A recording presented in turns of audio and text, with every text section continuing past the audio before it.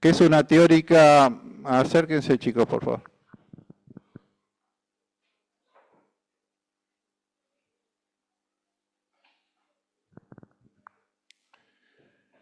Que en principio, o sea, va a abordar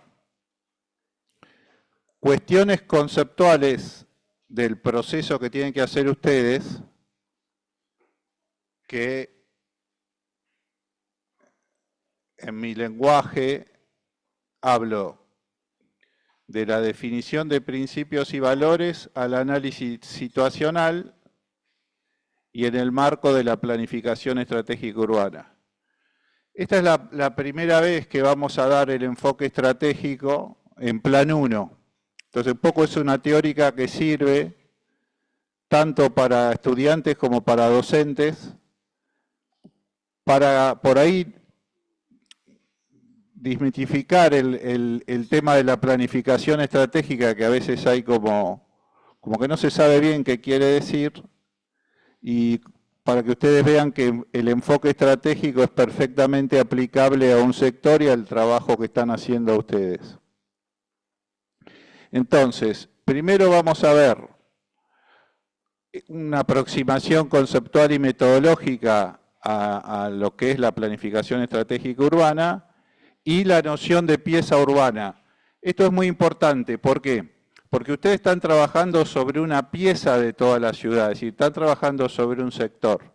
Entonces vamos a ver cómo es fundamental para trabajar un sector tomar distancia y entender la totalidad de la ciudad, porque está atravesada por sistemas que son parte de una totalidad, si bien pasa por el sector de ustedes.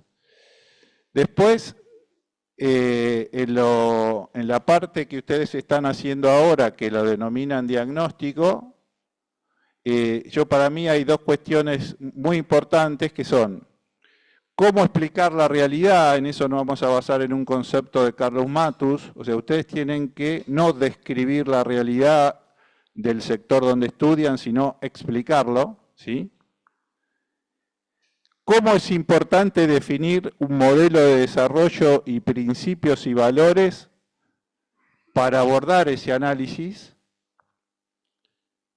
Y la importancia de, a partir de ese modelo y principios y valores, definir las dimensiones y los indicadores urbanos que van a utilizar, ¿sí? Esta teórica va a hacer un poco de ruido en relación a lo que vienen trabajando con la guía de trabajos prácticos. O sea, mi objetivo es un poco moverlos para ampliarles, o sea, más que en vez de tomar una guía, que ustedes puedan aprender a tener un concepto más amplio de lo que es la planificación de un sector, ¿no? Y después ver estas herramientas que creo sí están en el trabajo práctico, si no me dicen que no, la matriz FODA, el árbol de problemas, el árbol de objetivo, y cómo de estas herramientas me permite pensar estrategias para pasar de la situación actual que ustedes están ahora a la situación objetivo, ¿sí? Vamos a empezar por el primer tema, que es la planificación estratégica urbana. Dice, esta es una definición de Fernández Well, es un proceso sistemático y participativo. Obviamente todos coincidimos en Plan 1, en Plan 2, en teorías, que la planificación es un proceso participativo que sienta las bases de una actuación integral a largo plazo. ¿Por qué? Porque ustedes, a partir del análisis de la situación actual, van a pensar el sector de acá a 2030 o de acá a 10 años, ¿sí? Entonces, ese proceso es de largo plazo.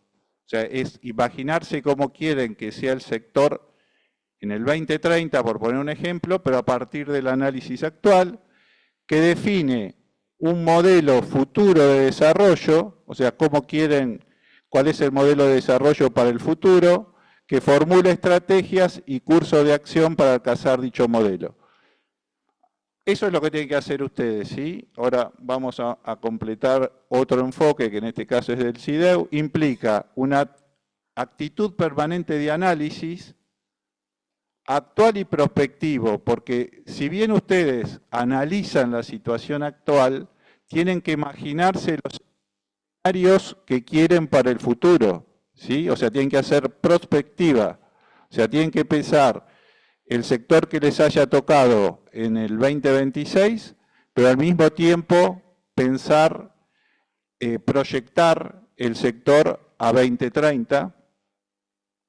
Y de respuesta y adaptación, ¿por qué dice de respuesta y adaptación? Porque el plan que ustedes van a proponer en el segundo momento va a dar respuesta a los problemas que reconozcan ahora, pero también en la planificación estratégica hay una actitud permanente de adaptarse a los cambios, ¿sí? Como la dinámica de los cambios en el mundo son cada vez más rápidos, por ejemplo, hasta hace poco no existía inteligencia artificial, etcétera, y bueno, y empiezan a aparecer todas esas cuestiones, o no había guerra entre Irán y Estados Unidos, por ejemplo, ¿sí? Y uno, aunque le parezca mentira, la guerra Irán, Estados Unidos, Israel, impacta en el transporte público de La Plata, por ejemplo, ¿sí? Entonces hay que estar constantemente adaptando y ver esa situación, que implica una reflexión estratégica, eso que les decía, una visión a largo plazo, es decir, lo que quieren lograr ustedes para el futuro, para el sector que están trabajando, y una planificación, es decir, una ruta de acción, es decir, cómo con el plan, con un objetivo, con un modelo de desarrollo, con estrategias, programas y proyectos, van a alcanzar ese objetivo, ¿no? Esa visión de largo plazo. Y es fundamental en eso los proyectos estratégicos que definan en la etapa que viene, en el momento 2. Vamos a ver cómo evolucionó la planificación. La planificación estratégica pasó a llamarse gestión estratégica. ¿Esto qué quiere decir? Que se concibe, esto ya lo decía Matus en los 90, plan y gestión hay que pensarlo todo junto. No es que uno planifica y después en algún otro momento piensa cómo se gestiona, sino que hay que pensar, cuando voy planificando, al mismo tiempo cómo se va a gestionar, plantea este concepto de una actualización continua y de construcción de relaciones de los actores sociales.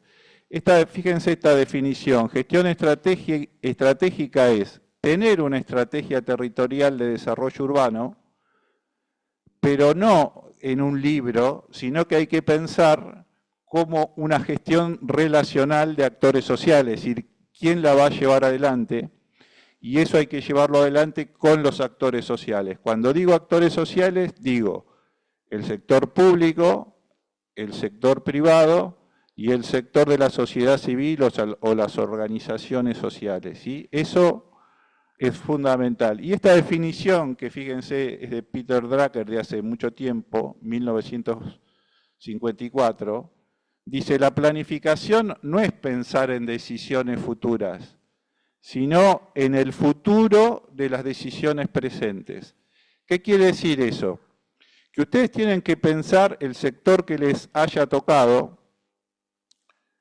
cómo quieren que sea para dar respuesta a los problemas que reconocen hoy en el futuro. Vamos a poner un año, ponemos 2030, y esto quiere decir que para llegar a ese modelo deseado del 2030, se construye con los proyectos y las acciones del día a día que comienzan hoy. ¿Me explico?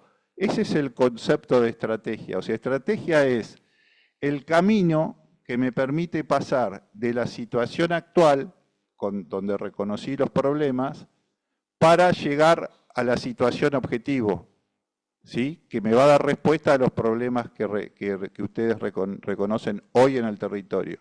¿Se entiende? Si no se entiende, no importa, ahora lo vamos a repasar con otros conceptos.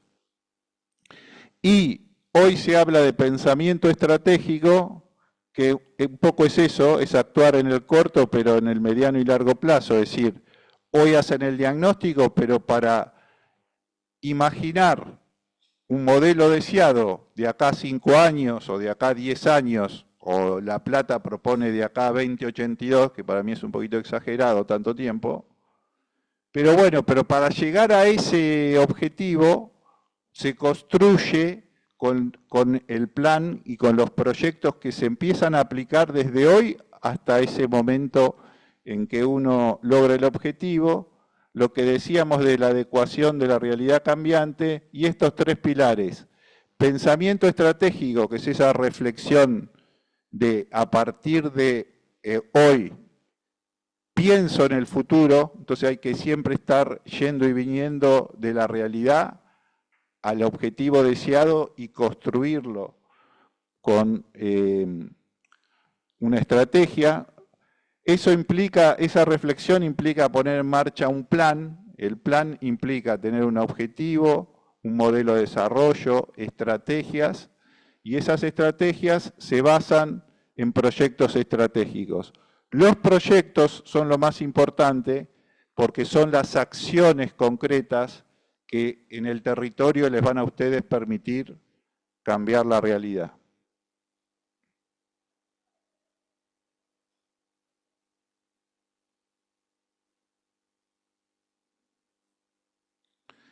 Otro tema importante en el pensamiento estratégico es la concurrencia.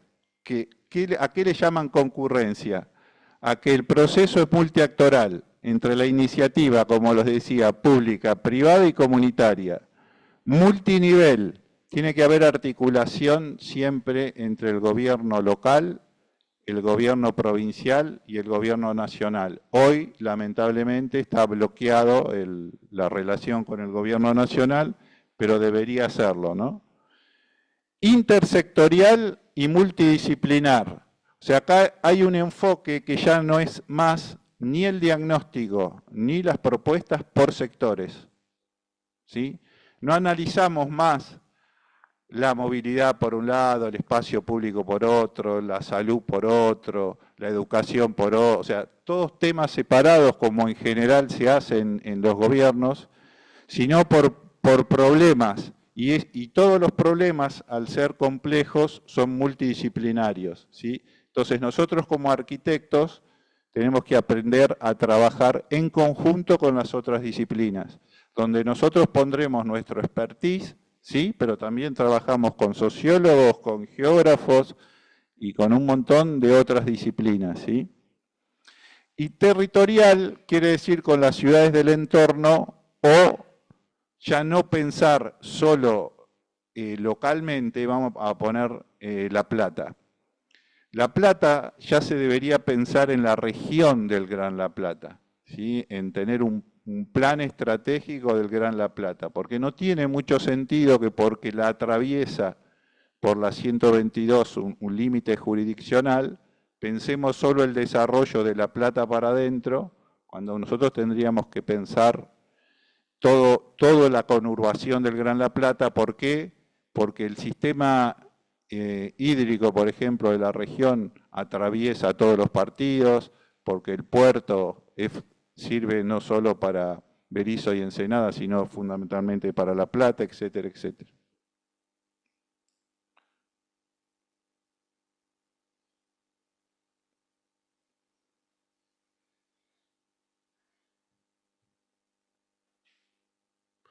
Bueno, este es el concepto que me parece muy importante para ustedes, que es el de pieza urbana, ¿sí? Que es muy importante. Este es un concepto de Alfredo Garay, que es, si bien ustedes, esto es muy importante, están trabajando en este sectorcito o están trabajando en el sector de estudio, es fundamental que entiendan el rol de este sector en todo el sistema. ¿Sí? O sea, estaría mal si ustedes piensan de los límites del sector solamente hacia adentro. Es fundamental que lo entienda como parte del sistema, con lo cual es muy importante que tomen un poco de distancia y entiendan cuál es el rol del sector en todo el sistema, ¿sí? En este caso en La Plata, por ejemplo, ¿sí? Para eso, por suerte, tenemos el plan de ordenamiento urbano de la municipalidad, que es bastante reciente, que les va a ayudar a entender ese rol. Y después este concepto que está sacado de Marcelo Corti, creo, que plantea una visión también de la visión actual del urbanismo, ¿no? Además de todo lo que de incorporar la incertidumbre, los cambios, etcétera, plantea una visión integral, integradora, una nueva agenda urbana que incluye el tema del suelo urbanizado a costos accesibles y subsidiados, porque es un problema central del desarrollo, sobre todo de la periferia de nuestros sectores. Esto es muy importante, que el desarrollo urbano se equilibre, tenga relación o se compatibilice con el desarrollo socioeconómico. No se puede pensar el desarrollo económico aparte del desarrollo urbano, ni el desarrollo urbano aparte del desarrollo económico. ¿Sí? Tienen que ser pensados al mismo tiempo, y esto también, aunque son palabras que por ahí a ustedes les puede pasar desapercibida, también es muy importante que ambos paradigmas tengan que ver con la calidad urbana. ¿Sí? Y esa calidad urbana tiene que ver en los espacios públicos y en los tejidos internos. ¿Está bien? Entonces ya uno empieza a priorizar determinadas dimensiones. Y esto que les decía, abordar esa pieza urbana, pero desde una mirada multiescalar, es decir, cómo esta pieza, que en el caso de ustedes es un barrio, se inserta en la ciudad de La Plata, y cómo la ciudad de La Plata se inserta en toda la región que es el Gran La Plata. Bueno, voy a tratar de hacer, acá hay una cuestión de definición semántica, sería, o del lenguaje que utiliza cada uno, o del glosario que utiliza cada uno. Ustedes acá hablan en el trabajo práctico, esto lo hemos discutido con Diego, con el profesor, muchas veces. Él apoya el concepto de diagnóstico, y a mí me gusta hablar de análisis situacional a partir de un concepto de Carlos Matus, ¿no? Pero digamos, ustedes tienen que hacer un diagnóstico y después un plan y después definir programas y proyectos. Pero bueno, yo ahora, en este proceso, lo que para algunos, y es común, no digo que sea solo la mayoría o muchos profesionales hablan de diagnóstico, a mí me gusta hablar de análisis situacional y la definición de principios y valores, y ahora voy a tratar de explicarle por qué, y vamos a pasar en esta fase del análisis, que es de la definición de principios y valores. Esto es muy, fíjense, Matus en el 93 decía, se preguntaba, acá está esta bibliografía, se la recomiendo, que es una entrevista que le hizo Franco Huertas a Carlos Matus. Decía, bueno, ¿cómo explicar la realidad? Y él propone un método que es la planificación estratégica situacional, y lo primero que dice es, el PES no trabaja la noción, trabaja la noción de análisis situacional. Creo que me pasé, perdón. ¿No va para atrás? Bueno. No importa. Él dice, porque decía una cosa que era bastante importante, no me... ¿Quién está, Javier? Acá está, no. Estamos bien entonces. Tardó un poquito en pasar por atrás.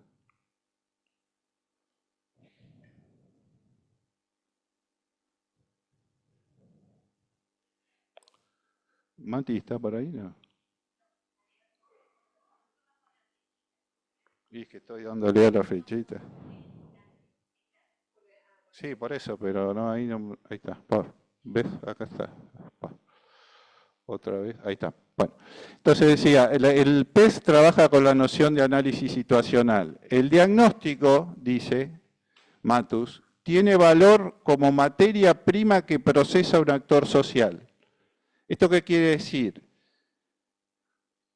Que obliga a diferenciar explicaciones según la posición de las cuales se enuncia. Es decir, un dato científico o un dato duro o lo que fuera, tiene que ser procesado por el marco conceptual, político del actor que está haciendo el análisis. Por eso dice acá, cada actor tiene una interpretación de los hechos según sean los anteojos con que la observa.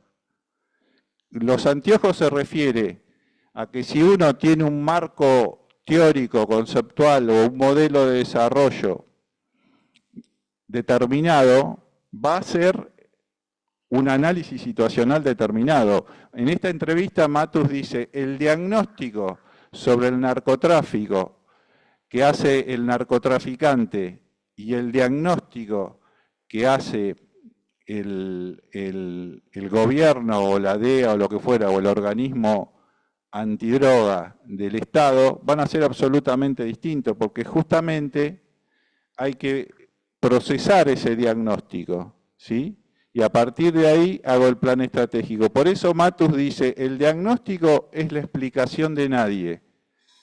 O sea, lo que él quiere decir, que si no hay valores, que si uno los datos los describe y son todos iguales y no importa una cosa y todo importa exactamente igual, él por eso habla de del análisis situacional, es decir, que requiere explicar desde dónde uno va a analizar el territorio. Y después dice, el PET se concentra en problemas, no en sectores. ¿Qué quiere decir que los problemas son complejos e intersectoriales. Después vamos a ver un ejemplo.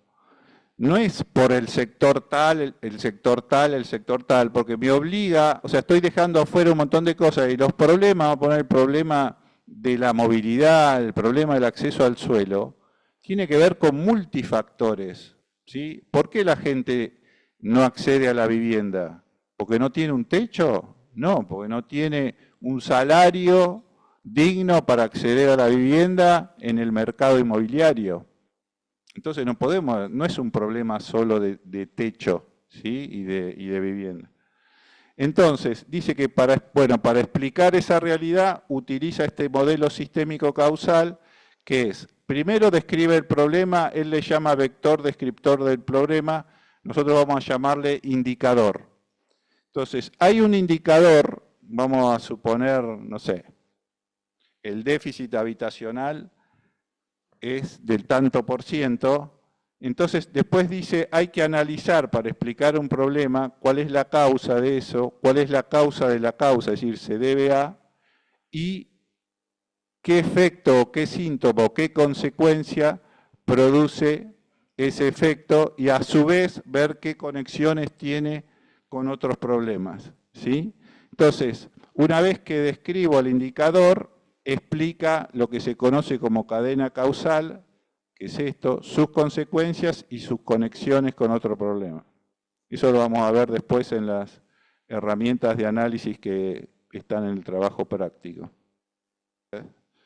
Esto acá que estoy planteando, que para hacer entonces un análisis territorial, uno tiene que partir de un modelo previo. Yo por eso pongo primero en el proceso, defino desde qué modelo conceptual voy a abordar el territorio. Este modelo que está acá, que se llama de ciudad sostenible, que es del urbanismo ecosistémico, prioriza estas grandes dimensiones, ¿sí? La movilidad sostenible, el espacio público de calidad, el consumo eficiente del suelo, etcétera, etcétera, ¿sí? Más estos grandes paquetes que es cohesión, eficiencia, complejidad y compacidad. Pero eso lo define previo a iniciar el proceso, porque si no, ¿qué dimensiones y qué indicadores y cómo valora los resultados en función de qué, ¿no es cierto? Y esto se puede ver, ¿querés pasar? Acá, en este gráfico, ¿sí? Entonces, define estos 4 grandes ejes, que recién los veíamos, ¿no? Decía cohesión social, etcétera. Define 15 principios para esos 9 grandes paquetes y todos estos indicadores que estos indicadores sirven para medir la situación actual, o sea, en qué situación actual están, y plantear en qué situación objetivo quiero llegar, ¿sí? La siguiente. Esto no lo voy a repetir, pero este es el modelo que planteamos en la cátedra, que fue en la clase inaugural, los principios y valores, ¿no? Pasalo, no lo voy a repasar. Pero ven, por ejemplo, vamos a tomar este tema que es el de movilidad, por ejemplo. Y ahora vamos a ver algunos temas. Nosotros acá pusimos acceder a oportunidades, o sea, movilidad no es moverse, sino es acceder a oportunidades. Y el concepto de sostenible para nosotros tiene que ver con esto, con usar los modos más limpios y más eficientes, que son los que emiten menos emisiones. O sea, en el contexto del cambio climático es muy importante usar los modos que no sigan emitiendo gases de efecto invernadero y profundizando lo que es el cambio climático, pero también ocupando menos espacio, ¿sí? Fíjense, el peatón ocupa esto, el transporte público esto, y el que más se usa, que es el automóvil, es el que ocupa mayores espacios. Pasale, por favor. Entonces, ¿qué es un indicador? Entonces, esto es importante. Según el modelo de desarrollo que uno adopta, va a ser las dimensiones de análisis y los indicadores que priorice, ¿sí? Y esos indicadores tienen que tener la capacidad de ser objetivamente verificables. ¿Por qué? Porque es una medida de referencia que puede ser cuantitativa o cualitativa. Es decir, puede ser un dato duro, por ejemplo, cantidad de viajes en determinado modo de movilidad, o puede ser una encuesta de percepción de los actores sociales, o sea, puede ser un dato cualitativo. Inclusive, hay un trabajo muy importante que hace un grupo de Mar del Plata que trabaja sobre el tema ecourbanismo o incorporar la ecología a la planificación, que para definir los indicadores y las dimensiones, convoca a actores clave, a referentes, a 15 referentes claves, y entre esos y los actores sociales definen los indicadores a abordar en un trabajo. Y esos, perdóname, ¿se pasó? No, anda para Nachito, perdón. ¿Y esos indicadores para qué sirven?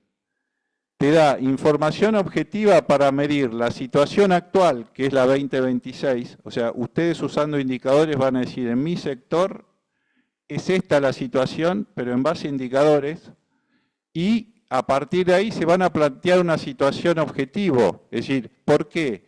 Porque en el 2030 ustedes van a querer que los indicadores negativos que aparecen como problema en el 2026, en la situación objetivo mejoren. Para eso sirve la planificación, ¿sí? Para mejorar. Y eso se verifica a través de indicadores. Por eso está este gráfico, ¿no? Está el indicador, que puede ser cualitativo o cuantitativo, hay un valor actual, que es el del año que ustedes están haciendo el trabajo, ustedes se van a plantear un valor objetivo y eso tiene que basarse en una fuente de datos, que esa fuente de datos puede ser primaria, a través de una encuesta de actores sociales, o secundaria, puede ser un censo que ya se hizo, un trabajo que ya se hizo. Siguiente. Y ahora les voy a mostrar algunos indicadores urbanos, rápido para que no se haga demasiado tarde. Pero fíjense la definición primero conceptual, ¿sí? Que no está ni bien ni mal, es en principio nuestra definición conceptual sobre qué quiere decir crecimiento urbano sustentable para nosotros. Y en función de esa definición vamos a tomar determinados indicadores. Acá dice promover un rol activo del Estado en la producción del crecimiento sustentable, impulsando un modelo compacto con crecimiento por densificación, renovación y completamiento, desalentando la expansión de baja densidad, que es la que hoy tenemos, el modelo disperso de baja densidad, y un urbanismo denso y de usos mixtos que facilite el acceso a los bienes y servicios que necesita la ciudadanía.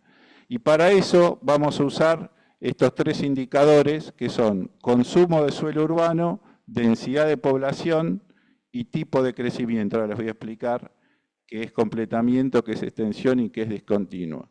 Y uno analiza, esto hay que analizarlo en periodos de tiempo censales, ¿no es cierto?, 2010 y el 2022, y se puede usar la imagen satelital o datos del censo, ¿no? Los dos, una imagen satelital y la siguiente, la imagen del censo. Entonces, ¿qué es el consumo de suelo urbano? La relación de la tasa de crecimiento anual del área urbana construida en relación a la tasa de crecimiento anual de población entre los periodos censales, ¿no? El último está bien, 2022, y el otro que tenemos es 2010. Este trabajo de Goitia en La Plata demostraba que la tasa del área urbana construida triplicaba y hasta más a la tasa de población. Eso es una mala forma de crecer, ¿sí? O sea, está creciendo más el medio construido que la población. Y fíjense, ustedes tienen esta información en el plan del Bicentenario de la Municipalidad, que está en un proceso histórico analizada la extensión de la superficie urbana, y dice que en el periodo 2004-2024 creció la superficie urbana en un 34%, es un montón, y acá está el dibujo en rojo, cuál es todo lo que creció, ¿sí? Entonces es como una mancha de aceite que se va desparramando y que uno no sabe hasta dónde llega, ¿sí? El otro indicador, siguiente, el anterior, que es importante es el de densidad de población, que es la tasa anual del promedio del crecimiento del área urbana construida sobre la tasa anual de crecimiento poblacional. O sea, relaciona el área urbana construida con la cantidad de población. Fíjense, en función del trabajo de acá de La Plata, en el periodo 2004-2024 hubo una disminución de menos 16% de la densidad de población. Este es un dato malísimo, porque ya en el trabajo que habíamos analizado del periodo censal anterior, que era creo 2001-2010, ya la densidad venía siendo baja, ¿sí? Y este trabajo que hizo la municipalidad verifica que sigue disminuyendo la densidad. O sea, seguimos acentuando ese crecimiento disperso. La siguiente. Y el otro es el tipo de crecimiento, ¿no? Y acá se consideran tres tipos de crecimiento. El completamiento del tejido urbano existente es, si yo tengo ya un sector consolidado o a consolidar, veo las áreas vacantes o trato de densificar, ¿sí? Entonces, por densificación o completamiento de lotes vacíos, ¿sí?, yo voy a alentar el crecimiento urbano. Por extensión es eso, es el avance de la mancha urbana, cada vez más la mancha de aceite va avanzando y comiendo sector periurbano y sector rural, y el no continuo directamente son los sectores que aparecen en distintos lados. Fíjense este dato, lo que debiera ser el mayor nivel, el mayor porcentaje de completamiento, que es el completamiento para hacer un modelo compacto, tiene solo el 14% entre 2001 y 2010, según este trabajo de Goitia. Y el no continuo el 33%, o sea, duplica al modelo de crecimiento por completamiento. Y el que predomina con el 53% es la extensión de la mancha urbana. ¿Sí? ¿Se entiende? O sea, la conclusión que sacamos nosotros y la conclusión que saca la Municipalidad de La Plata es que esto es un modelo de crecimiento insustentable, ¿sí? Entonces, lo que hay que hacer es fortalecer, poner un límite a ese crecimiento extensivo del derrame de la mancha urbana y promover un crecimiento por completamiento, poner un límite, densificar y completar todas las áreas vacantes que haya. Después, la siguiente. Hay un tema que me parece que es importante, esto lo vamos a pasar rápido, que es el problema tal vez no es si es un crecimiento compacto o discontinuo. El problema es el acceso a las oportunidades, porque lo que genera este modelo de crecimiento justamente es desigualdades urbanas. Están los que acceden a todas las oportunidades urbanas, que fundamentalmente en La Plata es el casco urbano fundacional, y a medida que nos alejamos hacia la periferia, no acceden de manera igual. Y para reconocer esas desigualdades, se puede construir un índice de desarrollo urbano que hay hay distintas maneras de analizarlo. Nosotros en este caso es un caso de Chacabuco, donde nos pareció que tomando por sectores el saneamiento básico, agua y cloacas, pavimentos y veredas, equipamiento social municipal, equipamiento urbano, espacio verde, eso nos daba una referencia de lo que era un desarrollo urbano. Hay algunos trabajos que buscan reconocer desigualdades entre territorios e incluyen el NBI, las necesidades básicas insatisfechas, es decir, un indicador social. Y ahora pasa la siguiente. Bueno, ven entonces, por cada una de las dimensiones se medía esto, saneamiento, pavimento, siguiente. Siguiente. El equipamiento municipal, el equipamiento urbano, siguiente. El índice espacio público. Entonces, se determinaba qué sector de la ciudad tenía un nivel de desarrollo muy bajo, bajo, medio, alto y muy alto. Pasa a la siguiente. Para concluir esto, ¿no? Que hay sectores, en este caso, era el casco fundacional, tenía un índice de desarrollo de 4,83 según todos esos indicadores, pero la periferia, que tenía 2,65. O sea, que a medida que uno se aleja del centro de la ciudad, hay un desigual desarrollo urbano. La siguiente. El tema de la movilidad. Acá cuando nos metemos en el tema movilidad, hay veces que hay sutilezas que nos hace poner el acento en determinadas cosas. Nosotros planteamos repensar el paradigma de movilidad y hay como tres enfoques que conviven, ¿no? Uno basado más, o que pone el acento en el transporte y las vialidades, otro que pone el acento en la movilidad y otro que pone el acento en la accesibilidad sostenible, ¿no? Entonces, nosotros lo que planteamos es donde el objetivo sea acceder a las oportunidades urbanas, no moverse de un lado al otro, ¿sí? Y rápido, sino lo que nos interesa es que nos podamos mover, pero para acceder a los equipamientos, priorizar peatones, ciclistas y transporte público, ¿no? En detrimento del auto particular, obviamente, junto a los modos más eficientes. ¿Cuáles son? Los que emiten menos dióxido de carbono y los que ocupan menos espacio, reduciendo el impacto del tráfico automotor, o sea, el auto privado, y ampliando el espacio para las personas. Estos son, fíjense, los indicadores de Victoria Gasteiz. ¿Qué le interesa en función de este modelo?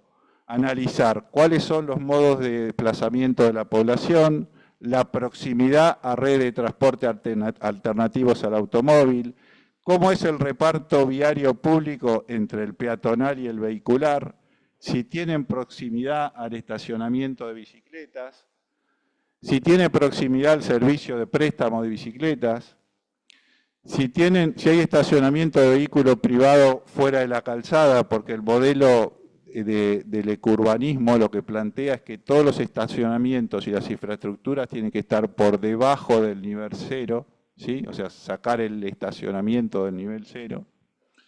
Lo mismo que el vehículo privado, si hay déficit de estacionamiento del vehículo privado, y lo mismo para el estacionamiento de carga y descarga. La siguiente. Entonces, analizan el modo de desplazamiento de la población, ¿no? O sea, decir, fíjense, analizan entre el 2000, este es un trabajo del 2009-2006, analizan los distintos modos, pie, bicicleta, transporte público, vehículo privado y otros.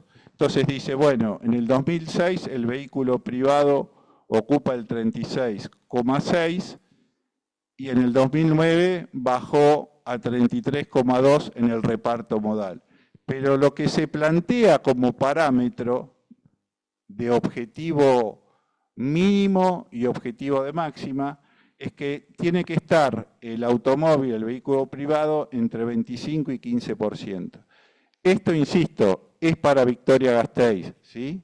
Pero, ¿por qué? Porque se basa en ese modelo que yo les leía recién, que el objetivo es reducir la dependencia del automóvil en el reparto modal e incrementar los medios alternativos, peatón, bicicleta y transporte público. Siguiente. Después, otro indicador que analiza la proximidad a las redes de transporte alternativo al automóvil. Entonces también construye un índice, en este caso de 4 tipos de redes, que es el transporte público entre tranvía y autobús, allá hay tranvías, la red ciclista y la senda de peatones. Entonces, construye esas 4 categorías y dice que como objetivo, ¿no?, de lo que desean para el futuro, que entre el 80 y el 100% de la población que vive en Vitoria-Gasteiz tiene que acceder a entre 3 y 4 tipos de redes. Y el dato que les da a ellos es que el 95% de la población tiene acceso a 3 o más redes, con lo cual están bien tomando, por ejemplo, 300 metros como una distancia aconsejable. Y como ellos se propusieron que entre el 80 y el 100% tengan acceso a 3 o 4 redes, les da 95, están bien. Pero lo que es interesante es que al hacerlo por barrio, van a ver que hay barrios que sí, que son las verdes, acceden a 4, y hay otras que no, que acceden a mucho menos, ¿sí? A 1, por ejemplo, y hay otras que a 0. Entonces eso también les permite actuar no solo a nivel el dato global, sino también por redes. La siguiente. Y el otro tema es el reparto del viario público. Ellos lo que quieren es incrementar el espacio exclusivo para peatones y o el espacio de convivencia. Cuando hablan de espacio de convivencia, hablan de habitabilidad del espacio público. O sea, quieren que el espacio, que la calle, sea un espacio de apropiación social. Entonces, lo que buscan, como es un objetivo bastante ambicioso, es que de todo el viario público peatonal llegue a un 60 y a un 75% respecto del viario público total. Es decir, reducir el espacio viario para el vehículo a lo mínimo posible, y fíjense, le da 38,6, o sea, está muy lejos de lo que están buscando. Y después también lo analizan barrio por barrio, ¿no? O sea, qué proporción hay de viario dedicado a los peatones y qué proporción hay dedicado al tránsito vehicular. La siguiente. Y esto, bueno, es un trabajo que hizo Laura y Sergio Reza respecto de los patrones de movilidad para el Gran La Plata, concluyendo de que es un modelo desigual, ¿no?, según sea el casco, la expansión consolidada o la expansión sin consolidar, predominan distintos modos, ¿no? El motorizado no masivo, con predominancia del automóvil, el motorizado masivo del transporte público y el no motorizado. Y justamente en nuestro sector, que si bien abarca, o sea, varios sectores, que sería la expansión consolidada, justamente predominan los modos motorizados no masivos, ¿no?, que es el automóvil. Fíjense, el 52%, el 40% es en transporte público y solo el 8% en peatón y bicicleta. Todos estos trabajos están a disposición de ustedes para que los analicen. La siguiente. Y esta parte está buena que ustedes la analicen del transporte público, del plan de ordenamiento, del plan de Bicentenario, respecto a la cobertura de transporte, ¿no? Y también saca esta conclusión. Esto analícenlo, por favor. Movilidad basada en el automóvil particular, un 35%, por efectos de las dificultades para mejorar la oferta de transporte, que es del 31%, que se considera baja. ¿Más todavía?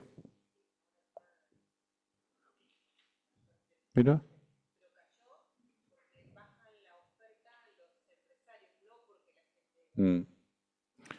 Bueno, y dice, fuera del casco urbano fundacional, las dificultades, ¿no? Donde habita la mayor parte de la población y la infraestructura es deficiente y discontinua. La siguiente. Si ponemos una lupa en el sector, vamos a ver que la cobertura hasta 400 metros del transporte, bueno, no ocupa como a todo el sector, sino hay algunos manchones en el que no llega, y esto es lo que pasa a medida que nos alejamos, o sea, la frecuencia empieza a ser más larga, hay más tiempo de espera, hay más tiempo para llegar a las oportunidades urbanas, ¿sí? Entonces, este es un tema importante de analizar. La siguiente. El espacio público y paisaje urbano. Acá también hay una sutileza que es abordar integralmente la movilidad del espacio público y el paisaje urbano. No analizarlos independientemente unos de otros, sino como un espacio total con el objetivo de recuperar el espacio público para las personas. A ver, voy a poner un ejemplo. El Diagonal 74, por ejemplo, de 1 hasta la autopista, ¿no? Se sacó la rambla verde que estaba al medio. ¿Para qué? Para que gane más espacio para el vehículo y reducir el espacio verde público en este caso, ¿no? Entonces, bueno, en ese caso está priorizando el coche por sobre el espacio verde público.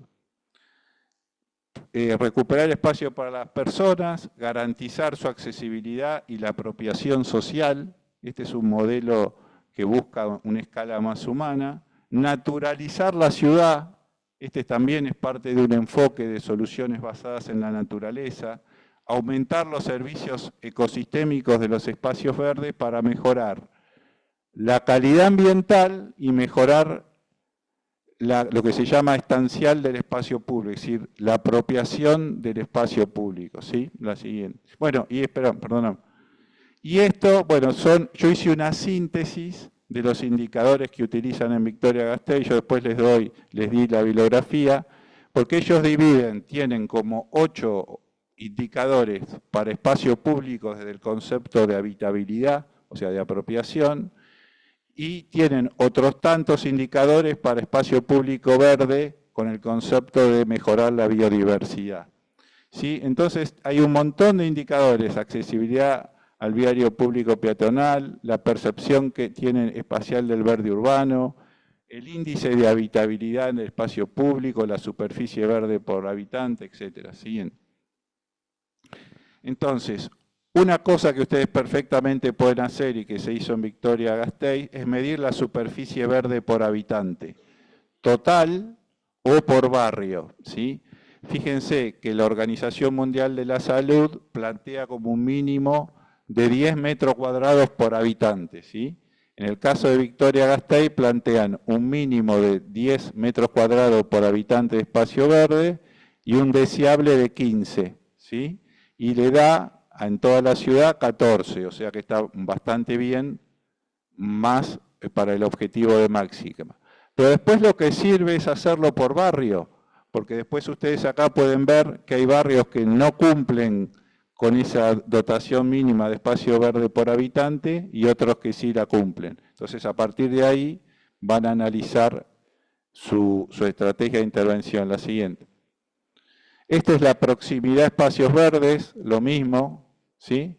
Acá ellos plantean un objetivo que el total de los habitantes, el 100%, tienen que tener acceso a 3 o 4 tipologías de espacios verdes, definen 4 tipologías y les da entre un 81 y un 99, no alcanza, pero lo mismo, en cada sector de la ciudad pueden medir cómo es el acceso a los espacios verdes. La siguiente. Y el otro tema es el de los árboles, que es fundamental, o sea, para mi punto de vista, el árbol que además de una cuestión de escala humana y peatonal cumple con muchos servicios ecosistémicos, es fundamental desde mi punto de vista que no solo cubra toda la cuadra, sino que se forme una red de lo que se conoce como infraestructura verde, ¿sí? Hay un concepto de infraestructura verde e infraestructura verde azul. Y esa infraestructura tiene que tener un concepto de red, ¿sí? Entonces, bueno, acá se mide la densidad de árboles por calle. Ustedes esto tranquilamente lo podrían medir en el trabajo de ustedes. Está siguiente. Bueno, y volvemos otra vez al trabajo de La Plata. Este plano es muy interesante porque aborda la cuestión, o sea, es una cuestión que destaco del plan de ordenamiento como positivo, que es incorporar los problemas ambientales al desarrollo urbano. Ustedes saben que hace unos años atrás no se incorporaba. Entonces, en este plano, ¿qué vemos? Varios temas ambientales, pero uno que a mí me preocupa, y que seguramente ustedes también, es la peligrosidad por inundaciones, ¿sí? Entonces, en el estudio dice que La Plata cuenta con una red de arroyos, como ustedes saben, en sectores de bajos de planicie costera, que cumplen funciones esenciales en la dinámica hidrológica, al mismo tiempo que aportan a la conservación de la biodiversidad y a la calidad ambiental. Sin embargo, y en el contexto del cambio climático, donde hay cada vez más comportamientos extremos del clima, hay importantes zonas de peligrosidad por inundaciones alta y media que se agrava mucho más en sectores de villas y asentamientos. Y acá están las proporciones. De toda esta superficie urbanizada del partido, 1.377 hectáreas tiene una peligrosidad alta y casi 4.000 media, y estos son los indicadores para los barrios precarios. Pero vamos al sector, y esto es para mí impactante, la siguiente. Fíjense, este es aproximadamente el sector de estudio de ustedes, ¿no? Fíjense la importancia que tienen los arroyos en el sector de ustedes. Y fíjense cómo hay sectores de peligrosidad alta con ocupación, que es esto que vemos acá. O sea, yo les pido que por favor recorran el área y empiecen a encontrar esta situación. Es decir, acá hay un arroyo, no sé si se ve porque es medio marrón. Ese arroyo está lleno de basura. Esto está en 47 y 145. Está lleno de basura al borde y estos asentamientos están al borde pegado del arroyo. ¿Sí? Entonces, van a tener que analizar, porque fíjense qué determinante en el sector de estudio está muy atravesado por los arroyos y con estas situaciones de peligrosidad. ¿Sí? Entonces es muy importante que tomen alguna decisión con eso, además que agarran un poco la cola del área protegida, del paisaje protegido del arroyo del Pescado, que si bien lo agarran en un pedacito, bueno, esto es parte de un sistema total. La siguiente. Bueno, y este es otro tema que también me parece muy importante, porque es el tema de la cuestión social, socioeconómica en el barrio. Fíjense, acá en este plano, que también está en el plan del Bicentenario, tienen la cantidad los rangos de población, los equipamientos que tiene, los espacios verdes, pero las villas y asentamientos, más las condiciones de NBI, de al menos una condición de NBI, en rosa oscuro el 70%, entre el 30 y el 70 en rosa medio. Fíjense nuestro sector. O sea, está lleno de asentamientos precarios o barrios populares, según el RENAVAP, ¿sí? Hay 166 o 177 entre villas, asentamientos y otros conjuntos, que tienen severos déficits urbanos, alta exposición al riesgo hídrico y son ambientalmente frágiles. Pasá a la siguiente. Fíjense lo que es nuestro sector. Impresionante. O sea, es un sector lleno de asentamientos, de villas y asentamientos. Perdón. Volvé para atrás. O sea, está lleno de asentamientos, una gran proporción de asentamientos, y hay muchos sectores con condiciones, al menos un indicador de NBI. Entonces, ese tema van a tener que abordarlo. O sea, es un tema muy importante, ¿no? Todas estas condiciones frágiles de habitabilidad y no es un hábitat digno, en nuestro sector, en el sector que tienen ustedes de intervención, van a tener que reconocerlo y proponerle líneas de acción. La siguiente. Vamos a pasar a lo último, que es las herramientas de análisis. Ustedes tienen en el trabajo práctico, digo bien, ¿no? Matriz FODA y árbol de problemas como herramienta. Bueno, les digo 2 o 3 cosas conceptuales. Primero, son complementarias, o sea, no es que sirven para 2 cosas distintas. Son 2 herramientas diferentes que analizan distintas cosas. La FODA, o DAFO, permite relacionar los factores internos, negativos y positivos, o sea, los factores negativos para el desarrollo que son del sector, con los sectores externos, también positivos y negativos. Y el árbol de problemas lo que permite es explicar a los problemas complejos, como le mostraba hoy el gráfico de Matus, identificando el problema central y sus causas y sus efectos. La siguiente. Esta es una matriz FODA, ¿sí? Como ven ahí, ¿qué hace? Relaciona los aspectos positivos que se llaman fortalezas. Acá ustedes van a tener que priorizar, porque esto es muy importante. Ustedes nunca van a abarcar todos los problemas. Entonces van a tener que jerarquizar y decir, en función de su modelo de desarrollo, cuáles son las fortalezas que ustedes quieren y destacan como importantes del sector de estudio y cuáles son las debilidades que serían los aspectos negativos. Y las cruzan con los factores externos. Los factores externos es todo lo que está por afuera de mi área de intervención en las distintas escalas, o sea, esto que les decía, lo que está en el sistema de La Plata, o sea, se inunda un arroyo que atraviesa toda la ciudad y también se va a inundar el sector de ustedes. Aunque es externo, también los afecta a ustedes, o en la otra escala, como una amenaza, qué sé yo, el cambio climático es global, es externo, pero es una amenaza para el sector de ustedes, para toda la ciudad y para el mundo. Y lo que permite es relacionar uno con otro, es decir, fortalezas con oportunidades, fortaleza con amenazas, debilidades con oportunidades y debilidades con amenaza. Y eso lo que permite, el cruce, es que ustedes ya puedan pensar estrategias para qué.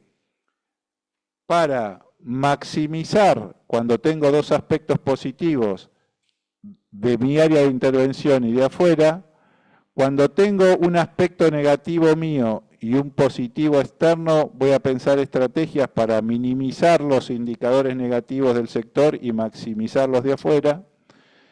Cuando tengo al revés una fortaleza mía, pero una amenaza exterior, voy a pensar una estrategia para minimizar esta amenaza, y cuando tengo los 2 negativos hay que pensar estrategias para minimizar los 2, pero en realidad es una limitación para el desarrollo. La siguiente. Este es un ejemplo de un compañero de nuestra cátedra que nos lo aportó en su momento, Rodolfo Dobnanovich, no me acuerdo era de un lugar del sur, pero bueno, para que ustedes puedan, Puerto Madre, qué memoria tenés. No, bueno, acá ven, listó la fortaleza, las debilidades, las oportunidades, las amenazas. Entonces pensaron estrategias, eso, para maximizar y maximizar lo positivo, y son potencialidades, minimizar y maximizar, en este caso las oportunidades, que son los desafíos. Los riesgos es cuando tengo una fortaleza, pero hay una amenaza externa, y esto es una limitación porque es todo negativo, ¿no? Pero esto lo pongo porque la FODA hay muchas veces que se la utiliza por separado. Van a ver incluso trabajos, yo me acuerdo de un trabajo de Rosario de hace mucho, decía, bueno, las debilidades son estas, las fortalezas son esto, por separado, y en realidad lo que sirve es ese cruce de información.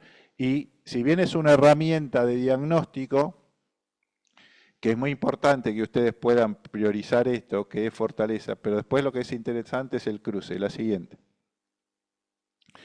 Y el árbol de problemas, que es la otra herramienta, es que a partir del problema central, que yo les dije hoy que se describe con un indicador, puedan explicar las causas y las causas de las causas, y así hasta llegar a las causas estructurales. O sea, una reconstrucción hacia atrás de la cadena causal. ¿Por qué se hace esto? Porque, ¿para qué sirve? Para explicar problemas complejos, como les decía recién, ¿no? No hay un problema que es de una causa-efecto, sino que los problemas son multicausales. Entonces, esta herramienta les permite analizar y explicar los problemas complejos, y ustedes atacando las causas estructurales van a poder resolver el problema. Porque si intervienen en este nivel o en este y la causa estructural sigue existiendo, el problema va a existir. La siguiente. Este es un ejemplo que después los ven, que es un ejemplo sacado del marco lógico sobre un servicio inadecuado de transporte público y explica, bueno, cómo tiene distintos componentes. Tiene algunos problemas que tienen que ver con los choferes, otros problemas tienen que ver con los autobuses que están en mal estado y otros problemas tienen que ver con la infraestructura y la distancia. ¿Sí? Entonces, la siguiente.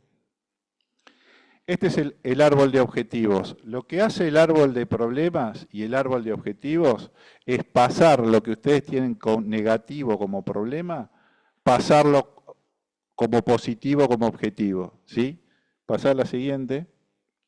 Entonces este es el ejemplo, acá van a poder ver el ejemplo que yo les di de árbol de problema y árbol de objetivo, con lo cual van a ver cómo lo que identificaron como problema lo pasan como objetivo, y eso le permite abordar distintas estrategias también de análisis. Como ven, en este caso había un problema que tenía que ver con los choferes, entonces la solución es la capacitación, etcétera, pero también los autobuses que estaban en mal estado, y por otro lado había un tema de infraestructura del lugar. Entonces ese problema es complejo y lo permiten explicar a través del árbol de problema y el árbol de objetivo. La siguiente.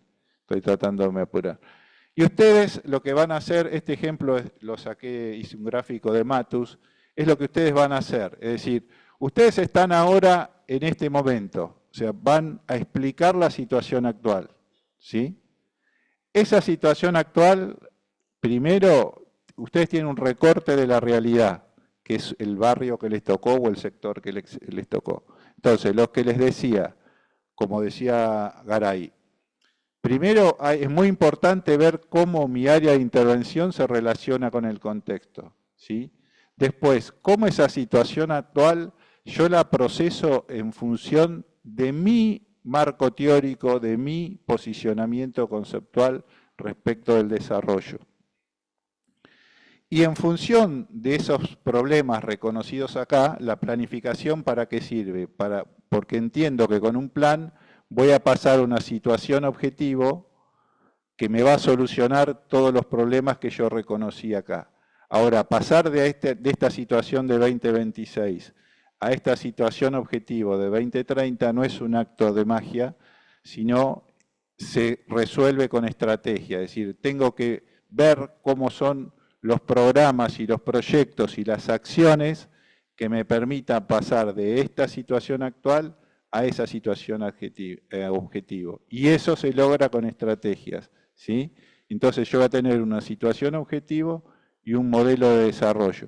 Por eso este momento de la situación se llama explicativo de los problemas, este momento se llama estratégico, es decir, bueno, con qué estrategia, con qué trayectoria de acciones yo voy a alcanzar este objetivo en base a un modelo de desarrollo.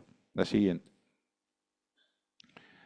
Este es un caso de Chacabuco, ¿no? Que hicimos en el 2018. Reconocimos una serie, 8 problemas, los pasamos objetivos y pensamos las estrategias. Pero estas estrategias están pensadas en un modelo de desarrollo. Cuando uno dice ciudad inclusiva, está definiendo un concepto y se definen indicadores. Cuando uno dice movilidad sostenible, o cuando dice sostenibilidad ambiental, o cuando dice nueva gobernanza, está definiendo un modelo de desarrollo. La siguiente. Y esto les pido que lo miren también, que es el del trabajo de la municipalidad, en nuestro sector, que reconoce como parte del modelo actual y que está proponiendo para el futuro. ¿Sí? Insisto, para mí este rango es como muy alejado, o sea, hoy las dinámicas de tiempo son muy rápidas, con lo cual proponerse un proyecto a tan largo plazo es como irreal, por decir alguna cosa, pero yo pondría un plazo como de 5 años, 10 años, o en definitiva de a 5 años ir modificándolo hasta llegar a ese objetivo. Pero me parece que está bueno que ustedes miren qué está diagnosticando la municipalidad como situación actual para el sector de ustedes y qué está proponiendo, ¿sí? La siguiente. Bueno, y acá esto lo vamos a pasar rápido. Vamos a ver rápidamente un pantallazo de intervenciones, de acciones concretas que se hicieron en el caso de Victoria Gasteiz, para que ustedes vean cómo en la realidad los proyectos que ellos hicieron, ese diagnóstico que yo les mostraba y esos indicadores que se hicieron en el 2009, con proyectos lograron transformar la realidad. Este es el concepto de supermanzanas, que seguramente los van a ver los docentes.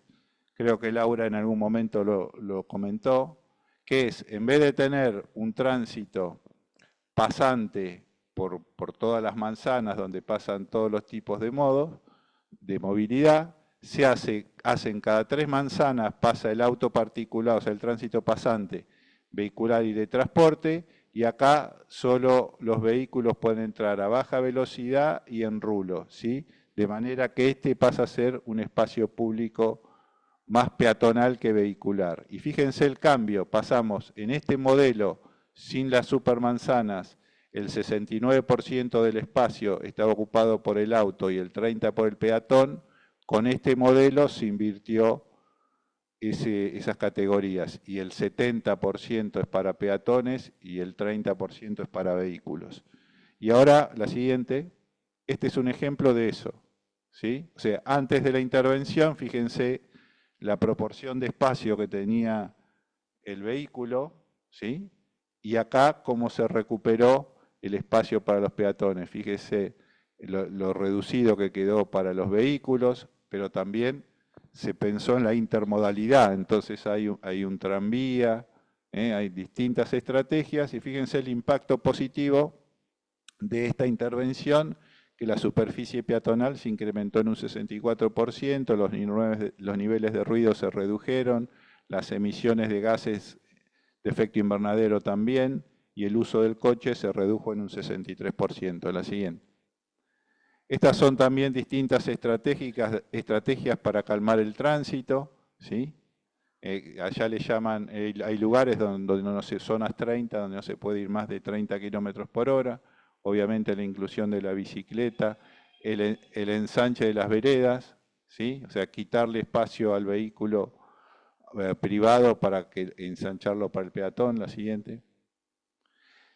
Cómo pasar de este corte, donde uno ve claramente que el espacio para el peatón es este verde, y fíjense todo lo que ocupa la movilidad motorizada, ¿no? Más el vehículo particular para pasar a este modelo, ¿sí? Donde se ensancha el espacio para peatón, ¿sí? Y se reduce para el vehículo particular, y después hay como un ordenamiento de lo que es transporte público, la bicicleta, los peatones, ¿sí? Y el auto particular. La siguiente.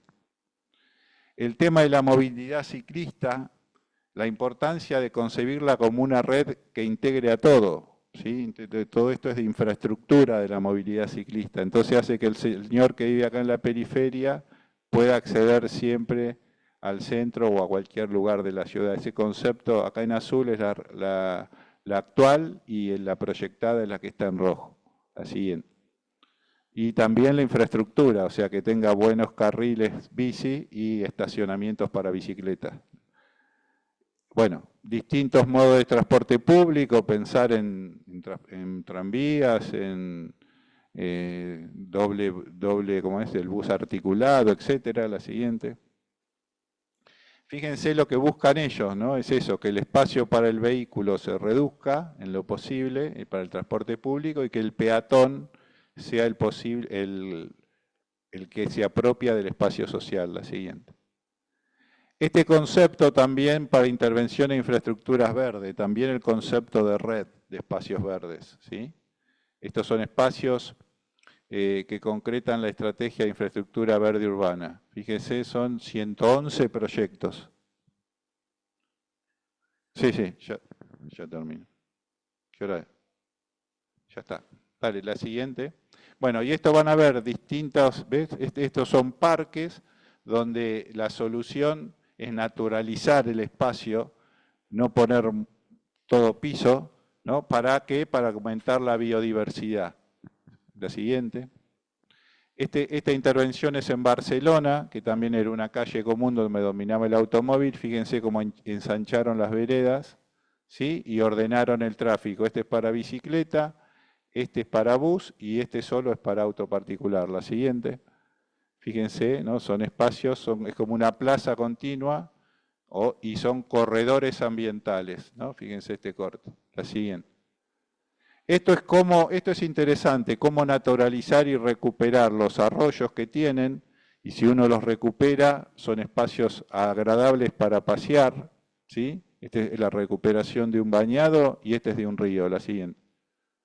Este es el tema del arbolado y la importancia que tienen los itinerarios, las sendas peatonales y la sombra respecto al tema de las olas de calor, ¿no es cierto? Y la siguiente. Bueno, y esta es bibliografía, así termino justo. Acá están, este es un trabajo donde pueden sacar, hay un plan de indicadores de sostenibilidad urbana donde hay cientos de indicadores. Este es el caso de Victoria Gasteiz, escala humana, que aconsejo que lo miren, pues es muy importante. Sí, está todo descargable. Este es un trabajo muy interesante que hace un grupo de Mar del Plata, que es sobre indicadores ambientales para Mar del Plata. Este es el de Huertas. Este es un trabajo de Chile, también sobre soluciones basadas en la naturaleza. Bueno, el trabajo del Plan del Bicentenario es básico para que lo miren, y este es sobre el ecourbanismo. Llegamos justito, espero que les resulte útil y bueno, que tengan buen trabajo.